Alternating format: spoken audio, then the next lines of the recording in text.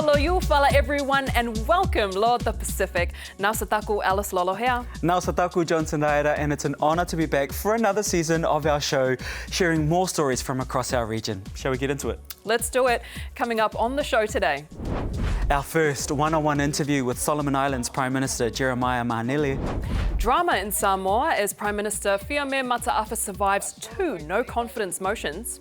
And the uplifting sounds of the Tatana village choir.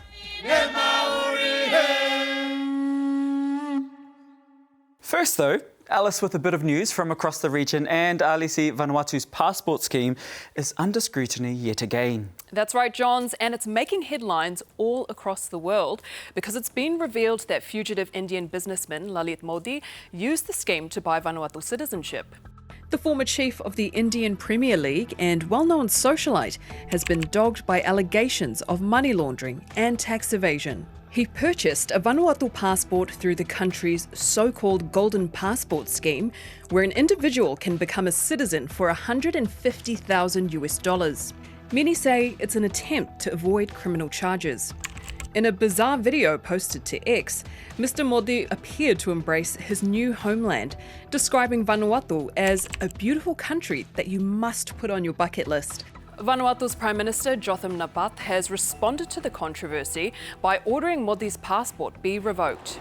But the revocation might be easier said than done, with Vanuatu's Citizenship Office saying Mr. Modi needs to be convicted of a crime for them to cancel it.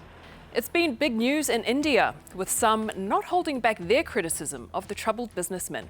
And ladies and gentlemen, my second advice is to a man called Lalit Modi, a man with a huge ego. And obviously he has some kind of an inferiority complex. Lalit Modi, you're a coward. You can't face me.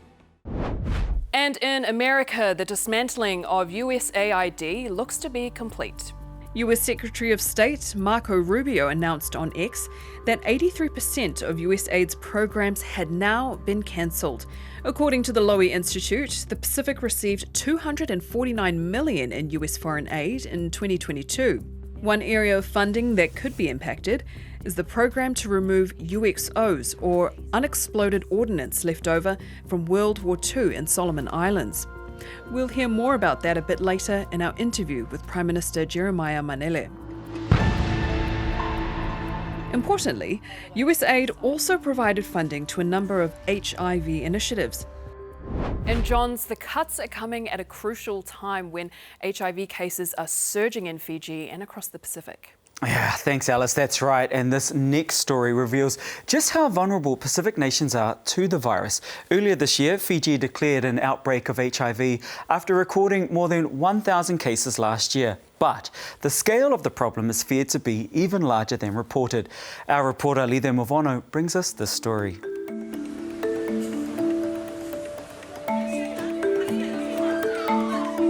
It's a Friday morning in Fiji's capital, Suva.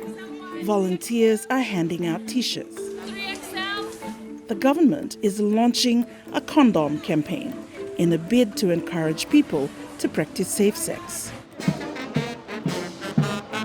As someone who has been living with the virus, I'm so grateful this morning that it's really happened. It's a small step toward addressing a growing crisis, an outbreak of HIV.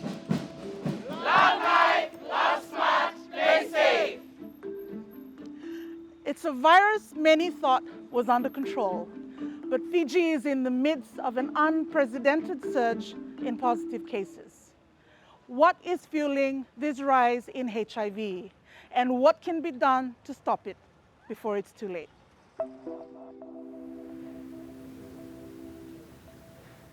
In January this year, Fiji's health minister officially declared a HIV outbreak. Before we will see a reduction in the number of cases, Fiji will see a rise in the number of cases. More than 1,000 HIV cases were detected last year. That's 3 times more than the number in 2023, and a 9-fold increase from the 120 infections recorded in 2019. It's the second fastest growing HIV epidemic in the Asia-Pacific region. Thank you so much. Quite a few of our doctors have raised the issue that HIV is on the increase, and they've been yelling, and doesn't seem to be much happening. Dr. Alipati Vakamuthea is the president of the Fijian Medical Association. This particular surge, the outbreak, has been driven by the IV drug users. He says as many as 50% of new cases are from intravenous drugs use, with the country's only psychiatric hospital, St. Giles, overwhelmed by users. St. Giles is getting swamped with addicts. And the interesting thing here is the age group. It's really young. I think they've had like somebody in primary school that's already defined addict. He says the system is missing many positive cases. 90 newborns were born with HIV last year. All transmissions that can be avoided if detected. That means your system has failed. It's collapsed. Children they having injection here, this place. On the streets of Suva, syringes loaded with methamphetamine sell for as little as $7. Another alarming trend is the practice of Bluetoothing. That's where somebody injects methamphetamines. It takes their blood and injects it into themselves. So it's a way of sort of sharing the drug to make it go further. As Fiji's two major health crises become intertwined, it's adding strain to an already overwhelmed system. This is one of just 3 sexual health clinics in Fiji where people with HIV can come for treatment. A lot of the drug users who have contracted HIV through intravenous drug use are getting picked up here. Communicating and working with your citizens. Fiji's Health Minister, Dr. Ratu Atonio Lalambalavu, has announced a 90-day plan to tackle the surge, focusing on acquiring more medications, prevention, and increased testing. So we have a lot of catching up, a lot of things to improve on, and that is part of the 90-day plan. While messaging is now more visible, experts say the ministry is playing catch-up. The HIV response is at least about 15 years lagging behind. We don't have some of the prevention like PrEP available in the country. We don't have needle syringe programs. Testing is still limited. With the help of the Finance Minister. But Fiji's health minister defends his handling of the crisis, saying funding for HIV services had been in decline for over a decade. Since entering office, I was told about the numbers back then, and immediately, it was a no-brainer.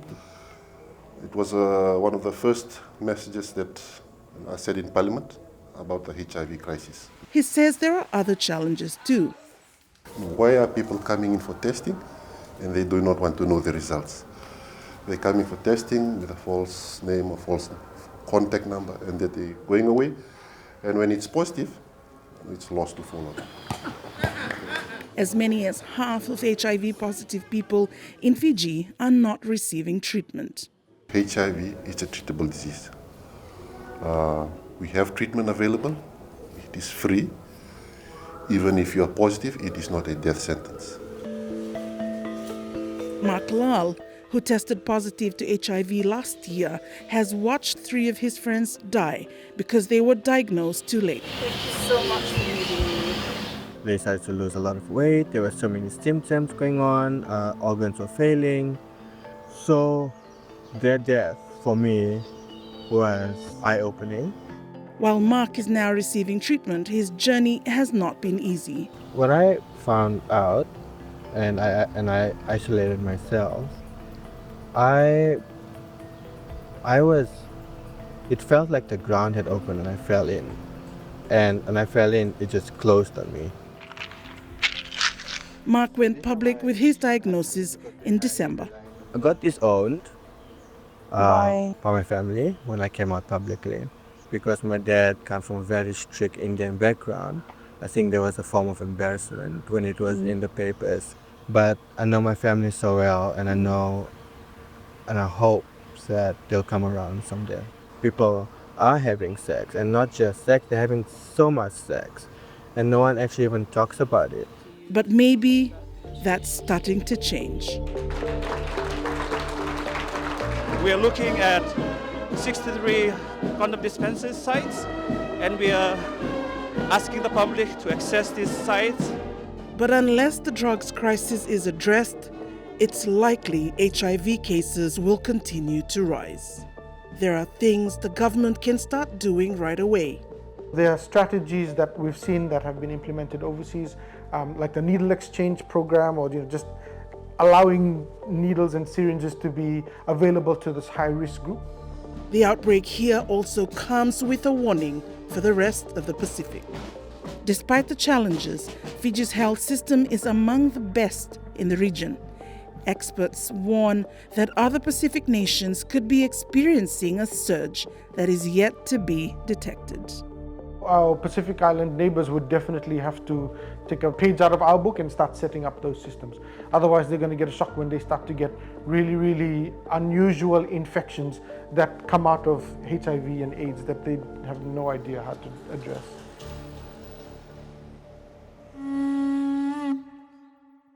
And a bit later in the season, we're going to hear from one of the Pacific's fiercest HIV campaigners in PNG, where the virus is also making a comeback. Now though, Alice is back to tell us about what's been a dramatic couple of weeks in Samoa. That's right, Johns. A period of political upheaval has ended with the country's first ever female Prime Minister being told by another MP to get a husband. Your leadership would have been remarkable if you had gotten married and someone would advise you. The controversial comments came after a long drawn-out battle to unseat Fiame Naomi Mataafa. It all started when earlier this year, police laid 10 charges against the chairman of Fiame's ruling Fast Party, MP La'auli Leoatea Schmidt, over a hit-and-run incident. But La'auli proclaimed his innocence and refused to resign from his cabinet position. So, Fiame sacked him. Even after being sacked, La'auli stood firm and rallied party members to remove Fiame and her supporting ministers from the party. In the ensuing chaos, the opposition took the opportunity to table a motion of no confidence against Fiame. When that was defeated, La'auli tabled a second vote soon after. Some of the criticisms levelled at Fiame include her handling of the HMNZS Manawanui spill and the high cost of living. But in the end, Fiame saw off the challenge and survived, securing the support of some opposition MPs. My government has the confidence of the House to continue to lead the nation. But it was those gendered attacks from MP Fuiono Tenina Crichton in Parliament that had people talking. I don't even think it's right for people to say such things. When we talk about a country, we have to remember it's not small, it's big, and every word spoken carries weight.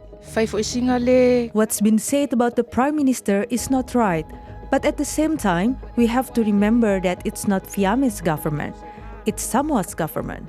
It's the people of Samoa that should be making decisions and choosing what is best for the future of the country. 88% of Samoans agreed that women should be involved in politics as much as men. When parliamentarians say things like, your leadership would have been remarkable if you were married, that's totally out of step with the Samoan community. Samoa has also been experiencing persistent power outages in recent weeks, adding to public frustration that Parliament is focused on the wrong issues. Nonetheless, Fiame has clung to power for now, some even dubbing her the Iron Lady of the Pacific. But she's currently a partyless Prime Minister, and her future is far from certain. Thanks, Alisi. We'll be keeping an eye on what comes next in Samoa. But now, from one leader to another, it's been a year since Solomon Islands Prime Minister Jeremiah Manele was elected, ending the tenure of his colourful and at times controversial predecessor, Manasseh Sogavare. A fellow member of Sogavare's Our Party, his replacement was seen as a departure from the former PM's bombastic style, pledging to invest in infrastructure and have a more orthodox approach to international diplomacy. But as geopolitical forces continue to whir around the archipelago, many of its citizens still struggle to access basic healthcare, electricity, and stable employment. So, how does the new PM rate his government's performance 1 year in, and what is still in train? The ABC has not had a one-on-one interview with the Solomon Islands Prime Minister since 2019. Now, here's our reporter, Chrisenrita Almanu-Leong with Jeremiah Manele in Honiara. Thank you so much for this opportunity. So, Honourable Prime Minister, almost a year now going into this leadership journey of yours. What are you most proud of? Thank you. First of all, thank you for this opportunity. Yes, it's almost a year since I came into office. I think so far we have enjoyed a very peaceful environment, peaceful elections. It's important that we maintain that stability, that law and order, in order for us to have that transformation that we so desire. What about in terms of changes? Is there anything that you would like to see going forward? On the basis of unity and transformation, the government key policies and priorities, we have 4 key pillars. One is on economic transformation. The other is on infrastructure development. And of course, thirdly, unity and stability. And fourthly, building human capital. We know that the labor mobility arrangements that we have with Australia and of course with New Zealand do provide that opportunity for employment for our people. But at the end of the day, going forward, we need to create permanent jobs in country. That is why it's important for us to invest in the productive sector, in the agriculture, fisheries, tourism, and of course commercial sector, as well as in the resource sector. You've continuously said that Solomon Islands needs the support of all development partners. Going forward, what plans and priorities are you committed to for the future direction of Solomon Islands with development partners?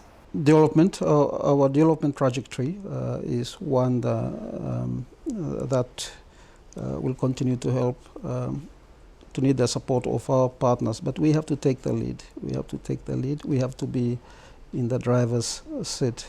But now under new President Donald Trump, there's been a recent suspension of US foreign aid, which will affect several key development programs, not only in Solomon Islands, but across the region. What's your view on this? What impact will this have on us? The US engagement with Solomon Islands is on a small scale.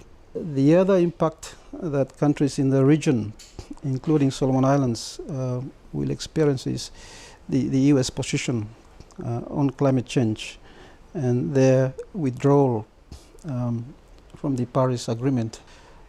Very unfortunate, because it will be countries in the Pacific, including Solomon Islands.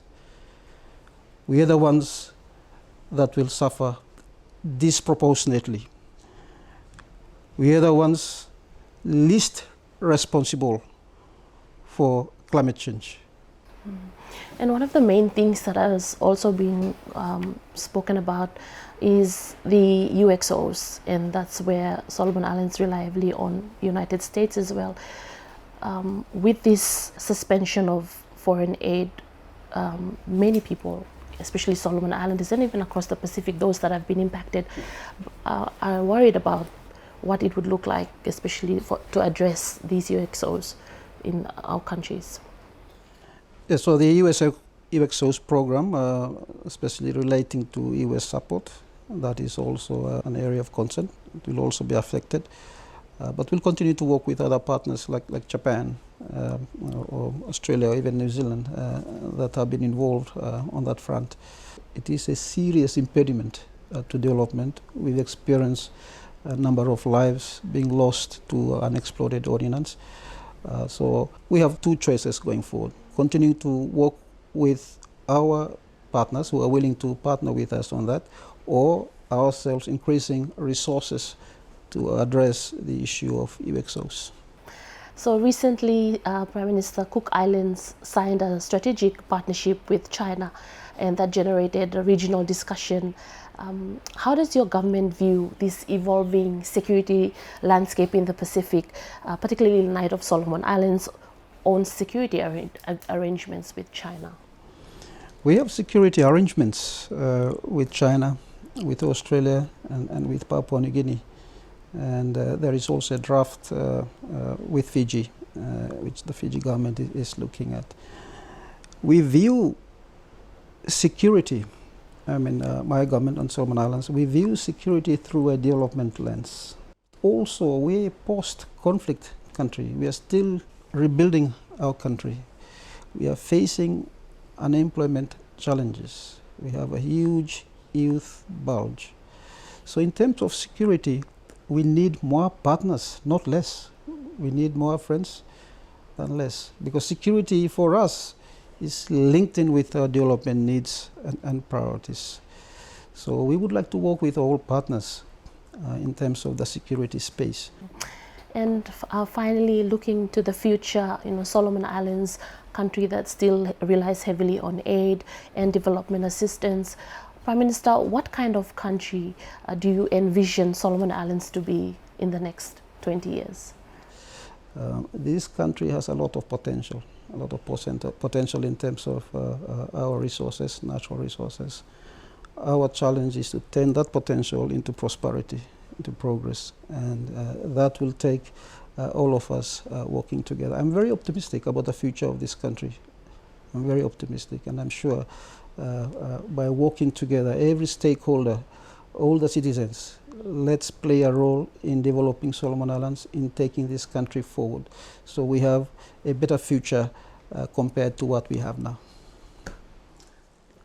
That's all we have time for today. Tagio Fana, Honorable Prime Minister, for having us here and to be able to ask you the questions that really matter to our people and the Pacific as well. And we're really thankful for this opportunity for joining us on the Pacific as well. Thank you, Thomas. My pleasure. All right, let's lighten the mood a little. We have something special for you by way of traditional choral hymns from the Tatana village in Papua New Guinea, fused together with Australian jazz. You've heard that correctly, because it's the brainchild of artistic director and composer Aaron Cholai, who together with a 12-member choir from his home village in PNG recently performed Aneta Abia at Asia Tupa in Melbourne. The group come from a part of PNG with historic and cultural links to Polynesia.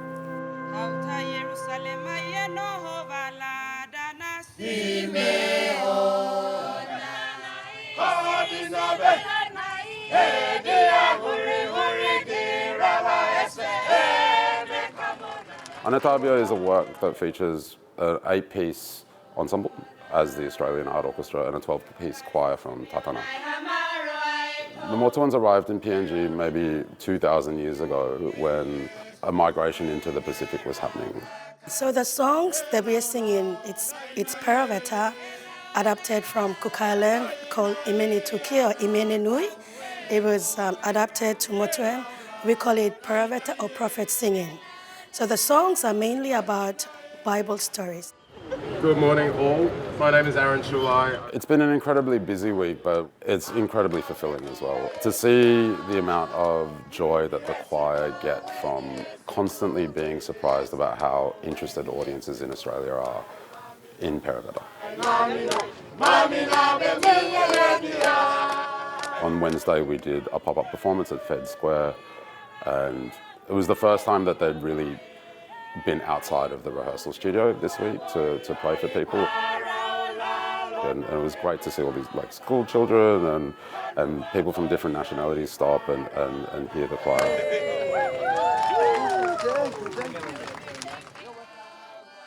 I feel so special about coming to Asia Topaz Festival, which displays and shows our poster. The background of it is my home.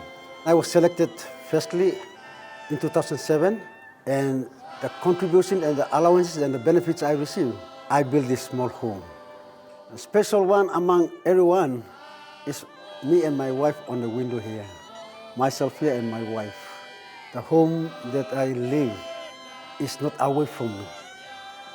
The home that I live is with me in Melbourne. Like I'm at home because I can see my home with me. It's hard to not be reminded of the first trip that they took when they came here in 2007. They're some of the most professional musicians I've ever worked with. That's something that I feel really proud of and that they're proud of. I love this group. This is like my family.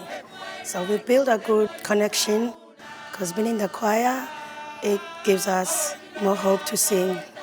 Where I'm from, we're from the coastal, and our forefathers were seafarers.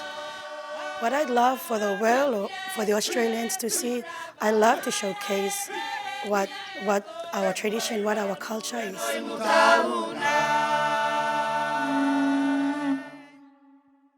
Time and time again, we've seen Vanuatu bounce back after natural disasters. But in December, it was struck by one of the worst earthquakes in its history. A 7.3 magnitude quake killed 14 people, left thousands homeless, and it could be years before the CBD in the capital Port Vila is back to normal. Next week, our Vanuatu reporter Lily Rose Wellwell and producer Hugo Hodge bring you a half-hour special on rebuilding Vanuatu. Here's a sneak peek on what to expect.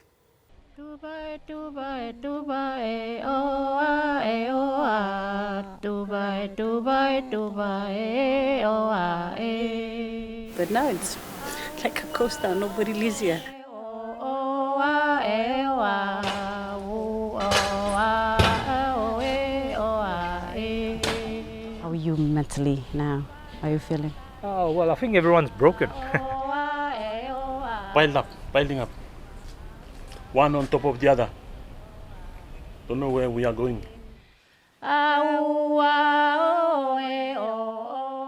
Play fright. Me play no have something to make it. Right on time, guys. We're just doing the same thing. Yeah, we'll never change. That's the physical side of things. The psychological side of things is much more. A lot of people are lost.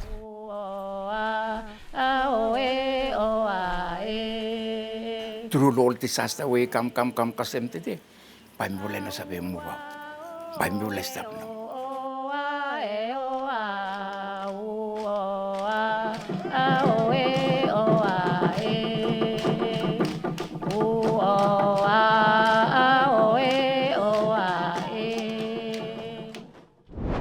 That's our show for the week. Tune in next week for that special episode on Vanuatu's recovery.